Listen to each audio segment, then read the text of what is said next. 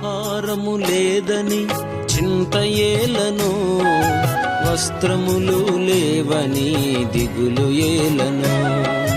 ఆహారము లేదని చింత ఏలను, వస్త్రములు లేవని దిగులు ఏలను.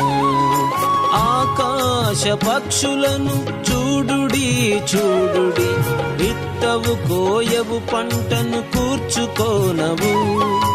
ఆకాశ పక్షులను చూడుడి చూడుడి, విత్తవు కోయవు పంటను కూర్చుకోనవు.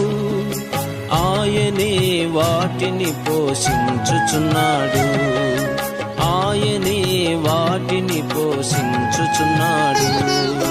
భయము లేదుగా, దిగులు లేదుగా, యేసును